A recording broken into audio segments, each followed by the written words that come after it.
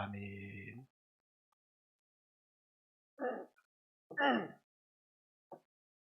할렐루야. 할렐루야. 우리 옆 사람에게 명절 잘 보내셨습니까? 이렇게 인사 한번 나누겠습니다.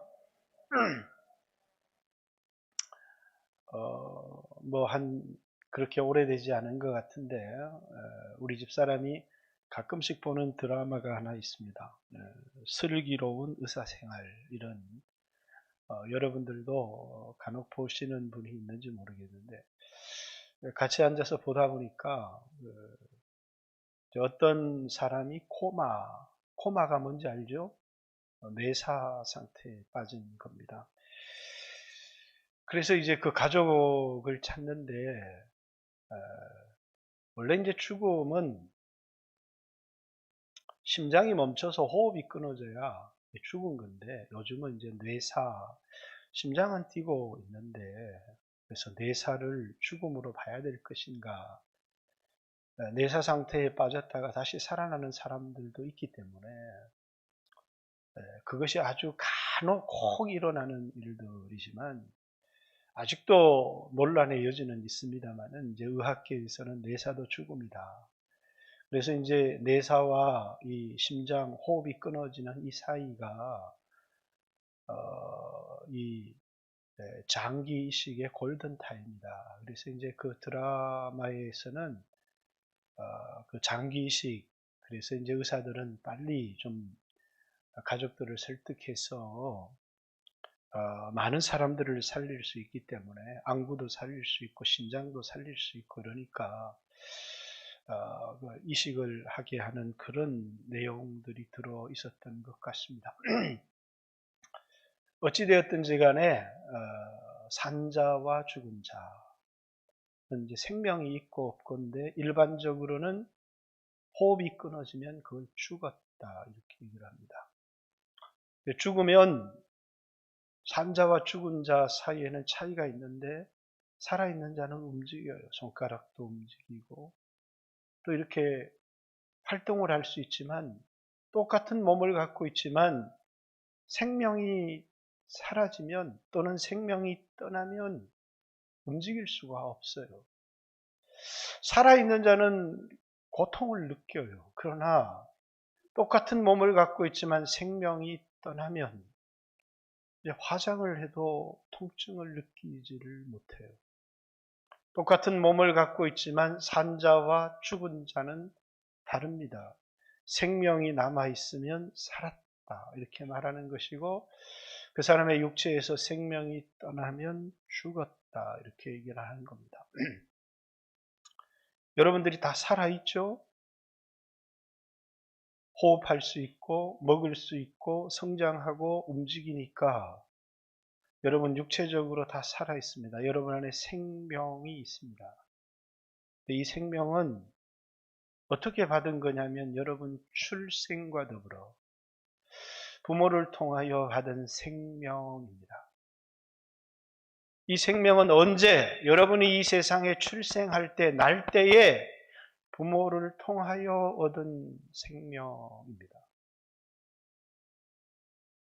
자연적 출생, 이렇게 얘기를 합니다.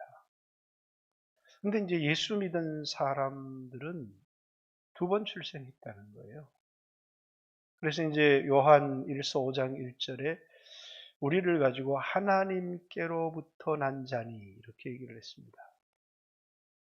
그러면 우리에게 이 생명, 육신의 생명 외에 또 다른 생명이 있어야 되는데, 그 생명을 새 생명, 이렇게 얘기를 합니다. 부모로부터 출생과 더불어 얻은 생명이 아닌 예수님으로부터 얻은 생명이기 때문에 예수 생명, 이렇게 얘기하기도 합니다. 이 생명을, 이 육체는 죽음과 더불어 끝이 나는 생명이지만 끝나지 않는 생명이기 때문에 영원한 생명, 이렇게 말하기도 합니다.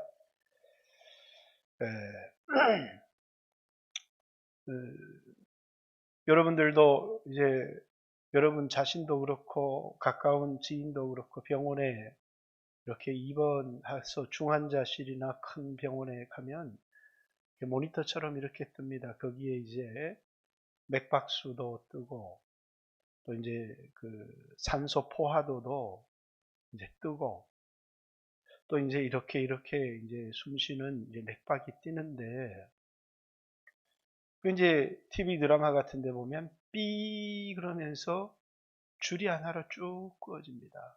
호흡이 멈추었다는 겁니다. 죽었다는 그런 뜻이죠.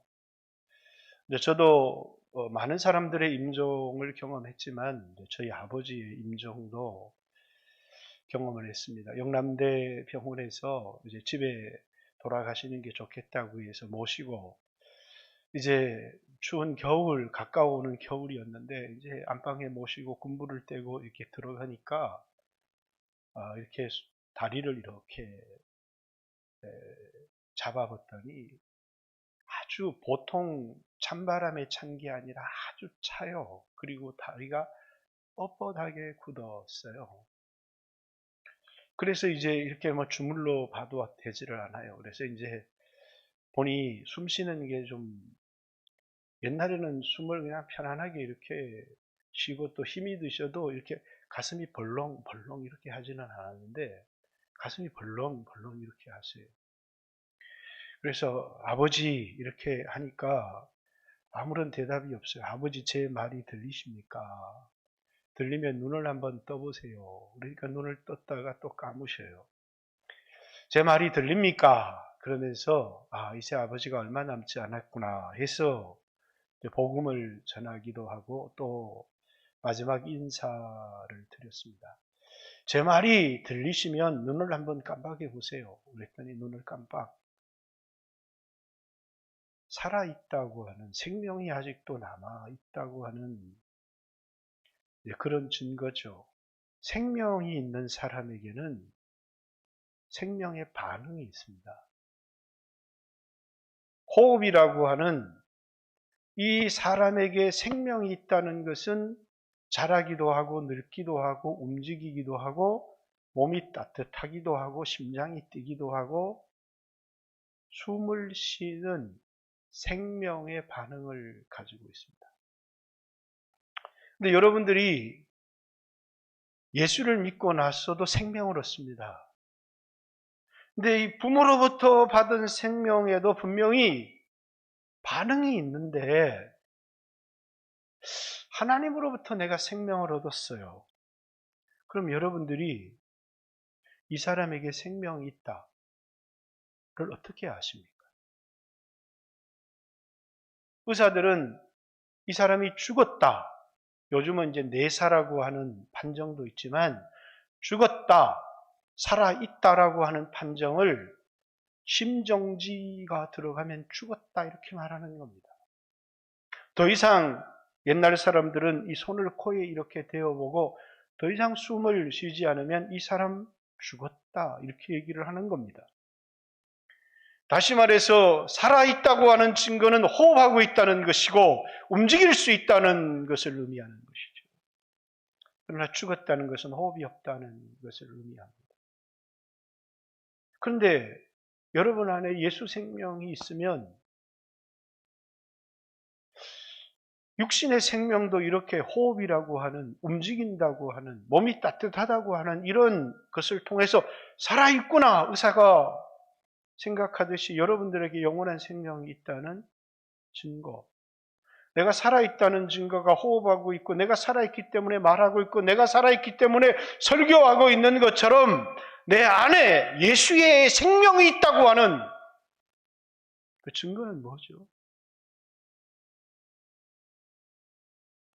여러분에게 예수의 생명이 있다고 하는 증거를 한번 대보십시오.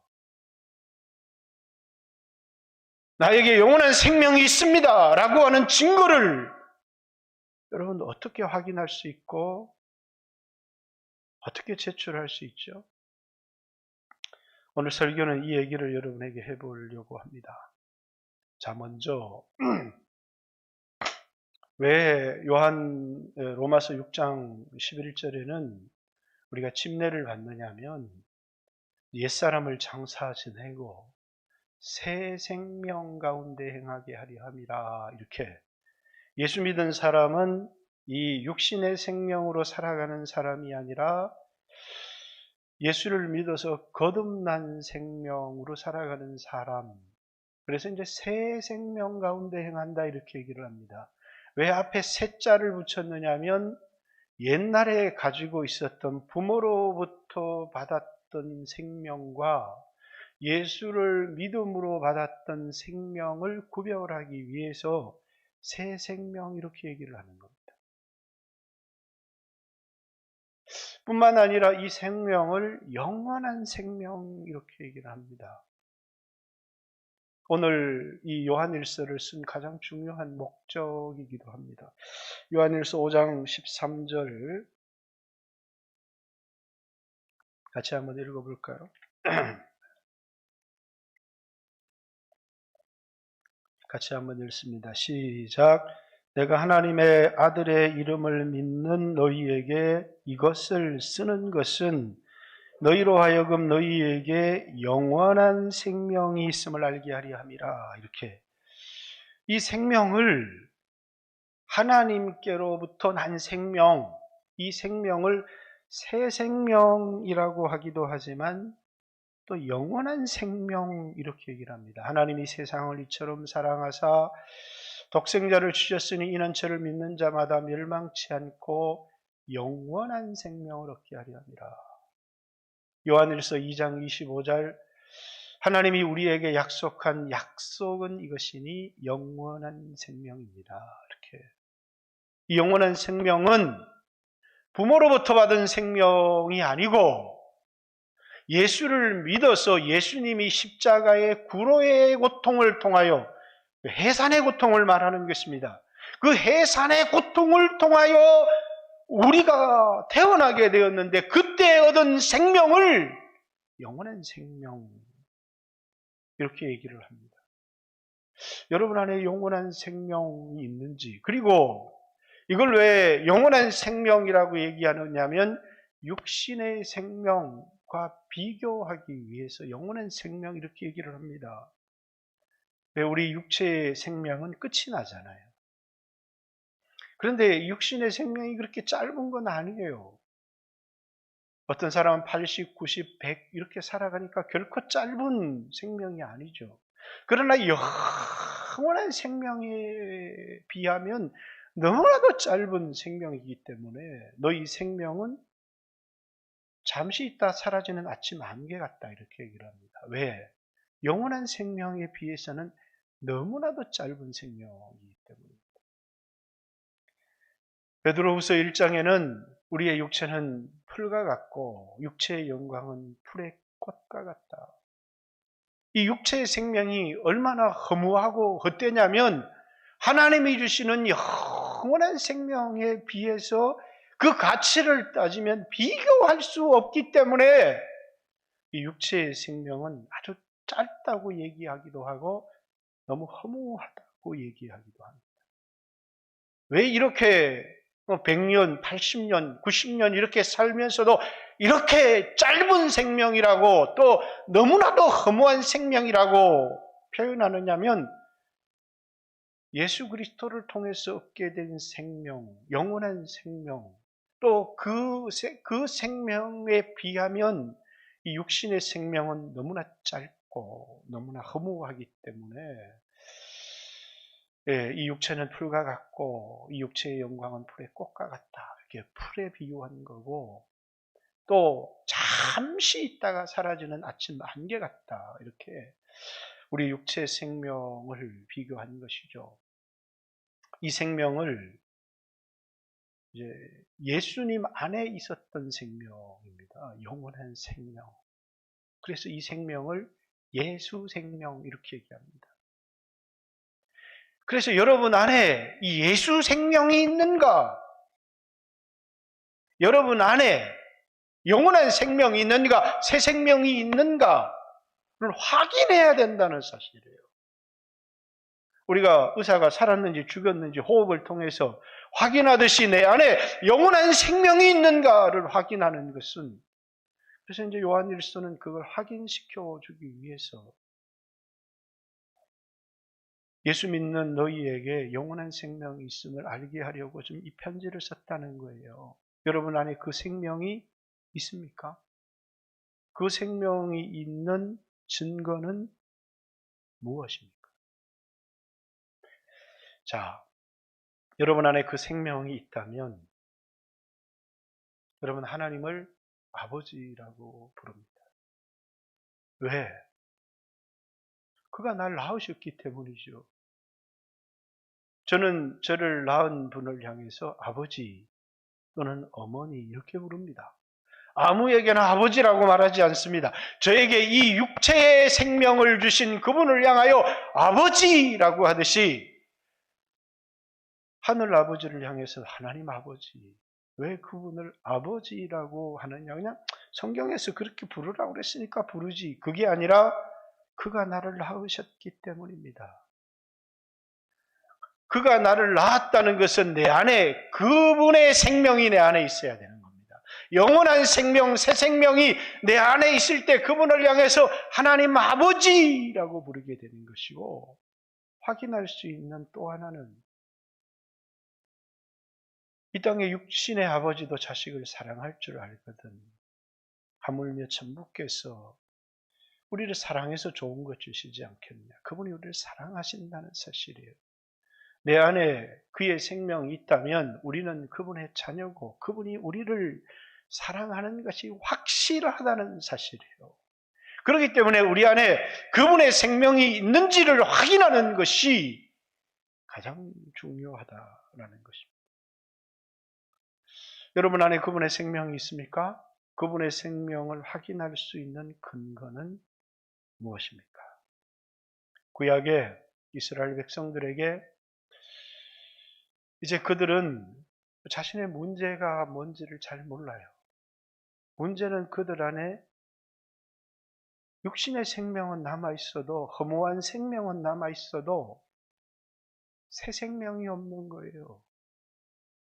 그래서 가난하다는 것도 문제고, 육체가 병들었다는 것도 문제고, 가정에 불화가 있다는 것도 문제지만 인간의 진짜 문제는 죽는다는 거예요. 가지고 있는 생명이 아주 짧다는 거예요. 허무하다는 거예요. 그래서 하나님은 그분의 형상을 따라 지음받은 인간이지만 그냥 그들이 원하는 것이 이 세상의 잠시 잠깐의 영화가 하나님이 그들에게 줄 전부가 아니었거든요. 그래서 그들에게 그들의 문제를 발견하고 깨닫게 하기 위해서 하나님 계명을 주시는 거예요. 율법. 율법은 지켜서 살라고 주신 것이 아니라 지킬 수 없는 자기 자신을 보면서 자기 안에 영원한 생명이 없다는 것을, 자기가 죽어 있는 상태라는 것을, 그래서 에베소서 2장 1절에 허물과 죄로 죽었던, 그 죽었다는 얘기는 이 육체가 죽었다는 것이 아니라 하나님의 생명에서 끊어져 있다는 거예요. 그래서 죽었다는 겁니다. 그 문제를 깨닫게 하기 위해서 율법을 준 거예요. 그래서 그들은 이 율법을 지키면 사는 줄 알고, 이 율법을 지키면 복을 받는 줄 알고 열심히 율법을 지켜보았어요. 율법을 지킬 수가 없는 거예요. 왜 율법을 지킬 수가 없느냐? 그 안에 예수 생명이 없었기 때문입니다. 그 안에 영원한 생명이 없었기 때문에, 죽어 있었기 때문에 이 법을 지킬 수가 없는 거예요. 하나님 나라의 법을. 그래서 그들로 하여금 내가 죽었구나. 내 안에 예수 생명이 없구나. 내가 예수님 앞에 나가야 되는구나 하는 것을 깨닫게 하기 위해서 율법을 준 거예요. 근데 여러분과 저처럼 예수를 믿었어요. 그럼 내 안에 영원한 생명이 있다는 증거가 뭐예요? 하나님 계명을 지킬 수 있다는 거예요. 하나님을 사랑한다는 거예요. 저 불신자들에게 하나님을 사랑하라고 해도 그들은 하나님을 사랑할 수가 없어요. 형제를 사랑하라고 해도 형제를 사랑할 수가 없어요. 계명을 지키라고 하는데 이 계명이 너무너무 무거운 거예요. 그래서 그들은 십계명을 살라고 지키려고 몸부림쳤지만 아무도 지킬 수가 없었고, 그리고 그 계명이 너무너무 무거운 거예요. 신앙생활이 즐거운 게 아니라 큰 짐이 되었다 그 말이에요. 그런데 예수를 믿고 하나님께로부터 생명을 얻으니까 그 증거가 뭘로 나타나느냐면 하나님 사랑하게 되는 겁니다. 왜? 내 안에 새 생명이 있기 때문이에요.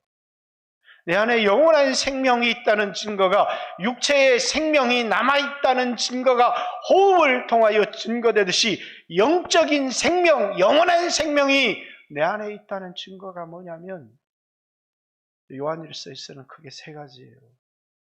하나님 사랑하는 것, 형제를 사랑하는 것, 그리고 예수님을 믿는 것이. 오늘 본문의 이 자리는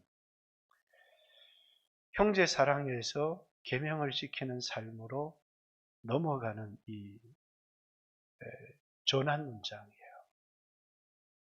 다시 말해서 오늘 이 2절의 말씀에는 우리가 하나님을 사랑하고 그의 계명들을 지킬 때에 이로써 우리가 하나님의 자녀 사랑하는 줄을 아느니라. 하나님이 자녀 사랑한다는 게 아니고 우리가 하나님의 자녀, 형제를 사랑하는 줄 안다 그 말이에요.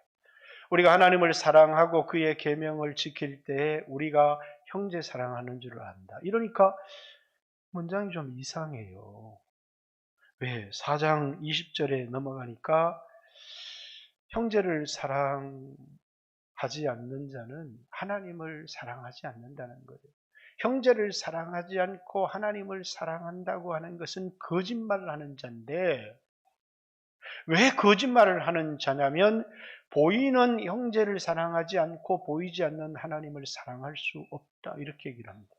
그러니까 형제를 사랑하는 게 하나님을 사랑하는 거다 이렇게 얘기를 하다가 여기 갑자기 하나님을 사랑하는 게 형제를 사랑하는 거다 이렇게 얘기를 합니다. 그럼 어떤 사람들이 무엇이 먼저입니까? 이렇게 물어요.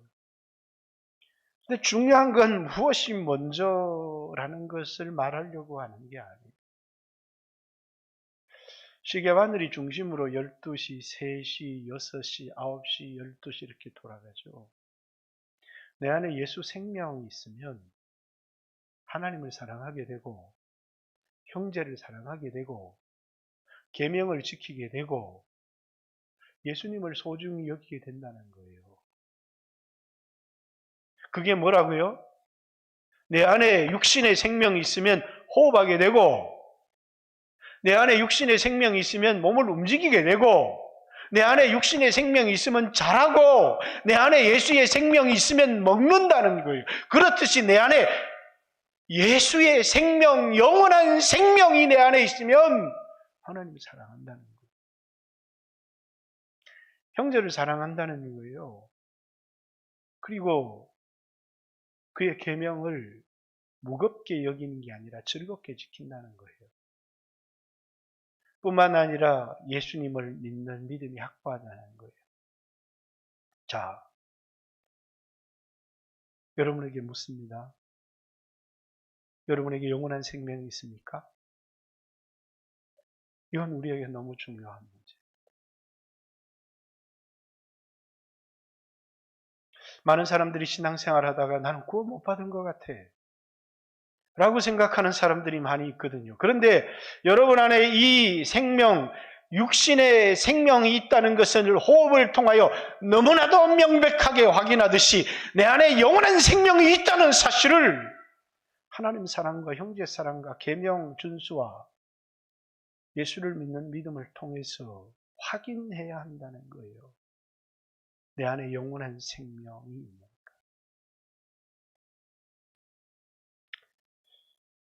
그것이 내 안에 내가 영생을 가졌다고 하는 증거입니다. 요한은 이 편지를 계속해서 형제 사랑, 그리고 뒤에 계명을 지킴, 또 예수를 믿는 믿음, 그게 5장 13절이에요. 그걸 통해서 우리에게 뭘 확인시키려고 하느냐면 내 안에 영원한 생명이 있다는 것을 확인시켜 주려고 이 편지를 쓰고 있는 거예요. 그것이 영생의 증거이기 때문이죠. 근데 이 설교를 이렇게 들으면서 여러분들이 마음이 무거워요.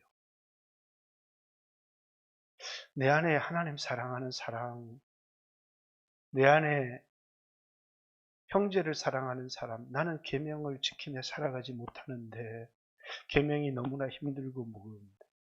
그렇습니다. 아마 여기 있는 대부분의 사람이 그럴 수 있을 거예요. 왜? 옛사람으로 살아가면 여전히 계명은 힘들어요. 옛사람으로 살아가면 여전히 하나님 사랑이 어려워요. 옛사람으로 살아가면 여전히 형제 사랑은 어려워요. 옛사람으로 살아가면 여전히 계명은 나에게 무거운 짐이 돼요. 근데 여러분이 어느 날 은혜를 받았어요. 성령의 충만을 받았어요. 그러면 여러분들이 계명을 지키는 일, 형제를 사랑하는 일이 너무나도 쉽다는 것을 알게 되어 있어요. 제가 어느 날 어떤 분 간증을 했죠. 황봉길 집사님 가정을.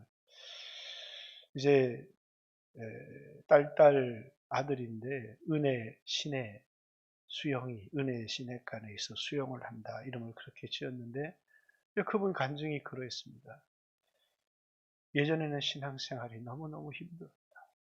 헌금 생활도 너무너무 힘들었고 교회 봉사가 왜 그렇게 부담이 되고 힘들고 복을 받기 위해서 신앙생활을 했지만 그 신앙이 너무나 힘들었다. 그런데 자기가 성령 체험을 했다. 이런 표현을 썼습니다. 성령 체험을 하고 나니까 신앙이 너무너무 행복하더라는 거예요. 헌금을 드리는 삶, 주의를 지키는 삶, 또 다른 사람을 섬기며 살아가는 삶이 너무너무 행복하더라는 거예요. 왜? 아무 차이가 없어요. 옛사람으로 살아갈 때 이 계명은 무거운 짐이 돼요. 주의를 지키라는 계명도, 부모를 공경하라는 계명도, 간음하지 말라고 하는 계명도 지키기 위하여 몸부림치지만 지킬 수가 없고 그것이 나에게는 지킬 수 없는 무거운 짐이 되어진다는 거예요. 그러나 옛사람을 십자가에 못 박고 새 생명 가운데 살게 되면 예수 믿는 것은 새 생명을 얻기 위한 겁니다. 새 생명을 얻은 하나님이 우리에게 새 생명을 주는 것은 옛사람으로 살아가라는 게 아니라 새 생명 가운데 살아가라고. 그러니까 예전에는 율법을 지키려고 몸부림쳐도 하나님의 계명을 지키려도 몸부림을 쳐도 지킬 수 없었다는 거예요. 그런데 이제 새 생명 가운데 살아가면 그 계명이 나에게 즐겁기 시작하다. 자, 아마 여러분들은 여러분 안에 영원한 생명이 있는지 생명은 보이지 않잖아요. 만져서 꺼낼 수 있다면 꺼낼 수 있지만 생명은 보이지 않아요. 단지 생명은 현상을 통해서 호흡을 통해서 살아있구나. 형제 사랑과 하나님 사랑을 통해서 영생이 있구나를 아는 것이지 생명은 만지거나 보여지지 않아요. 그래서 요한 복음 3장에도 성령으로 거듭난 사람도 이와 같다. 마치 바람이 어디서 와서 어디로 가는지 알지 못함 같이 하나님의 영으로 난 사람도 그렇다는, 거듭난 사람, 그 안에 영원한 생명이 있는 사람은 표가 없어요. 그런데 그 사람이 영생이 있다는 것을 어떻게 아느냐? 형제 사랑과 하나님 사랑과 계명을 지키는 것과 예수를 믿는 믿음의 삶을 통해서만 우리가 그것을 알 수 있고 확인할 수 있다는 거예요. 근데 여러분들이 예수 생명으로 살려고 몸부림쳤는데도 형제 사랑이 안 된다. 그럼 여러분들이 여러분 안에 영생이 있는지를 의심해 봐야 근데 여러분들에게는 옛날 사람과는 다르게 하나님이 여러분 안에 하나님 생명을 주셨다는 거예요. 그게 신앙의 목적이에요.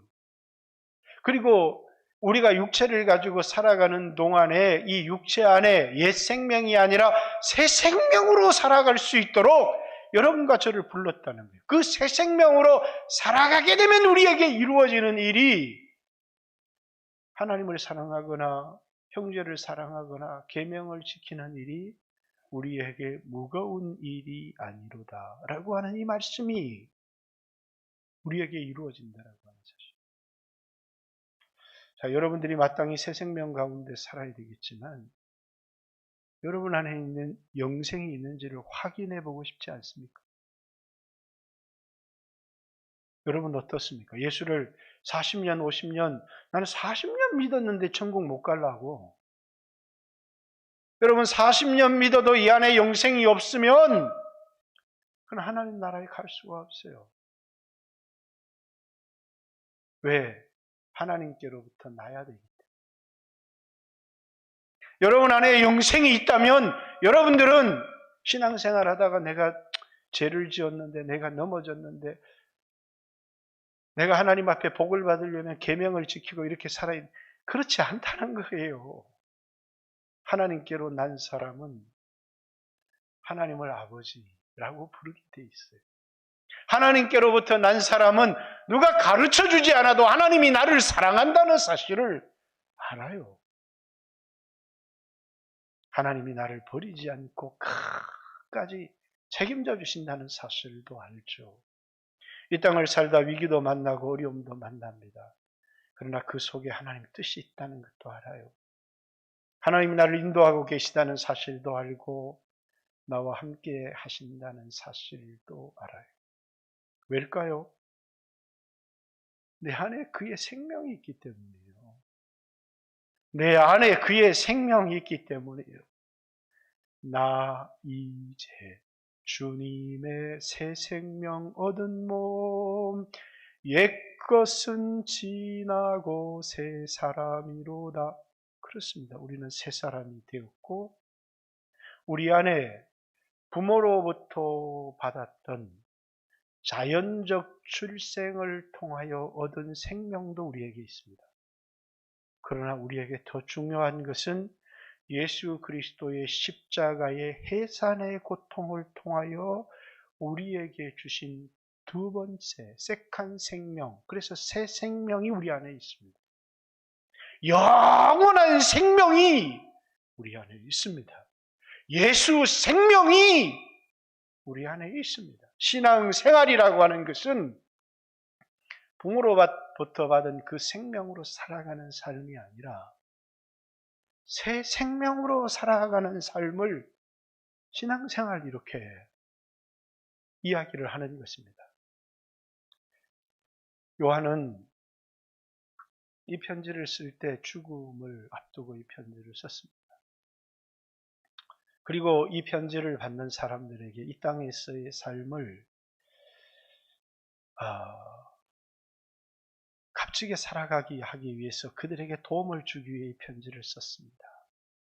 그리스도인들이 이 땅을 고통스럽게 힘들게 살아가는 것이 아니라 이 땅을 행복하게 살아갈 수 있다는 거예요. 세상을 사랑하고 세상의 많은 것들을 가져서 행복하게 살아가는 게 아니라 하나님과의 깊은 교제를 통해서. 그래서 이 편지를 쓰는 것이 뭐냐면 하나님과 그의 보내신 자 예수 그리스도 안에서 우리가 사귐과 교제를 갖게 하기 위함. 그런데 이 세상은 악한 자에게 속하여 있다는 거예요. 이 세상을 사랑하는 사람은 아버지의 사랑이 그 안에 거할 수가 없다는 거예요. 우리 옛사람은 이 세상을 사랑합니다. 그러나 거듭난 생명 새 사람은 이 세상도 소중할 수 있겠지만 허무하다는 걸 알아요. 하나님을 사랑하죠. 그래서 그의 계명을 지키는데 그의 계명이 우리에게 무거운 것이 아니로다. 이렇게 얘기를 하고 있습니다. 오늘 여러분들이 몇십 년 신앙생활을 했다고 할지라도 예수의 생명이 없으면 우리의 신앙은 헛겁니다. 어떤 사람들은 종교생활을 합니다. 예수 믿어서 복 받아야지. 예수 믿어서 건강하게 돼야지. 예수 믿어서 잘 살아야지. 예수 믿어서 이 땅에 내 육체가 겪고 있는 많은 문제를 해결하는 것을 신앙생활이라고. 그것은 우리에게, 예수 믿는 사람에게 보너스로 주어질지 모르겠습니다. 예수님이 십자가의 해산의 고통을 한 것은 우리에게 이 땅에서 부자로 살게 하기 위해 해산의 고통을 한 게 아니에요. 우리에게 그분의 생명을 주기 위한 거예요. 그분이 우리에게 주고자 하는 것은 영원한 생명이에요. 그래서 요한일서 2장 25절에도 하나님 약속은 이것이니 영원한 생명이라는 거예요. 요한복음 3장 16절에도 하나님이 세상을 이처럼 사랑하사 독생자를 주셨으니 이는 저를 믿는 자마다 멸망치 않고 영원한 생명을 얻게 하려 한다. 이렇게 얘기를. 요한복음 17장 3절에도 영생은 유일하신 하나님과 그의 보내신 자 예수 그리스도를 아는 것이다. 이렇게 우리에게 얘기하고 있습니다. 영생은 그의 자녀에게 주신 하나님의 선물이에요. 예수를 믿게 될 때 예수님이 십자가의 해산의 고통을 통해서 우리의 죄를 도말하실 뿐만 아니라 영원한 생명을 우리에게 선물을 주신 거예요. 죄의 삭슨 사망이요, 하나님의 선물은 그리스도 예수 안에 있는 영원한 생명입니다라고 바울도 로마서 6장 23절에 우리에게 얘기하고 있습니다. 세상 사람들은 돈이 있다고, 건강하다고, 높은 지위가 있다고, 대단한 보물을 가졌다고 생각합니다. 여러분, 하나님이 우리와 함께 하고 있습니다. 우리는 아무도 망할 사람이 없습니다. 우리가 하나님 자녀이기 때문입니다. 뿐만 아니라 우리 안에는 그의 생명이 우리 안에 있습니다. 그분은 자신의 죽음을 통하여 우리에게 자신의 생명을 주신 것입니다. 이것이 그리스도인이 가진 보화입니다. 이 땅의 모든 사람은 죽죠. 그가 보화로 여긴 모든 것도 죽음과 함께 다 사라집니다. 그러나 하나님은 우리에게 영원한 생명을 주셨습니다. 우리 겉사람은 구패하나. 그렇습니다. 여러분과 저도 부모로부터 받은 이 생명, 육체는 낡아지고 후패합니다. 그러나 우리 속사람은 새롭다. 속사람은 예수로부터 받은 생명이 속사람입니다. 그래서 본어게인이 중요한 겁니다. 거듭났느냐, 영원한 생명이 있느냐라는 것과 요한일서는 그 생명을 확인하라 라고 우리에게 얘기하고 있습니다. 여러분이 새 생명 가운데 살아가는 삶을 통해서 예전에 이 생명이 없었을 때는 계명이 힘들었고 하나님을 사랑할 수도, 형제를 사랑할 수도 없었지. 그게 율법입니다. 율법은 구원을 얻으라고 준 법이 아니라 율법은 생명이 없는 자에게, 죄인에게 자기가 죄인이고 그 결과 자신이 사망에 처했다는 사실을 깨닫게 하기 위하여 주신 것이고, 여러분과 저처럼 예수 믿어 구원을 얻은 사람들에게는 이 삶을 통해 우리 안에 영원한 생명이 있다는 것과 하나님과의 깊은 사귐과 교제를 누리는 삶을 살도록 하기 위하여 우리에게 주셨다는 사실을 잊지 말아야 될 것입니다. 오늘 여러분이 형제를 사랑하고 하나님을 사랑하고 계명이 무거운 것은 거듭나지 못해서라기보다는 여러분들이 옛사람 가운데 살아가고 있기 때문에 그럴 가능성이 높습니다. 또 여러분 중에 혹 몇몇은 아직 거듭나지 못한, 영생을 가지 못한 사람일 수 있습니다. 예수 그리스도를 마음에 영접해서 여러분들이 영원한 생명을 얻기를 원하고 영원한 생명을 가진 사람은 옛사람은 십자가에 못 박아 버리고 예수 생명, 새 생명, 영원한 생명으로 살아가는 귀한 성도들, 이 생명은 죽어서 천국 갈 때 주어지는 생명이 아니라 예수 믿을 때 우리 안에 들어오는 생명이라는 사실을 기억해야 합니다. 죽어서 천국 갈 건데요. 그게 아니라 그 생명은 이미 얻은 겁니다. 여러분 안에 그 생명이 있어요. 여러분이 하나님의 자녀라. 같이 한번 주여 하신 후에 하나님 앞에 기도하기를 원합니다. 나에게 영원한 생명을 주신 것을 감사하고 그 생명 가운데 살아갈 수 있도록 여러분과 제가 얻은 보물이 세상의 성공이 아니라 구로의 고통을 통하여 해산의 고통을 통하여 우리에게 주신 그분의 생명이라는 주여 하신 후에 하나님 앞에 기도합니다. 기도드리겠습니다. 주여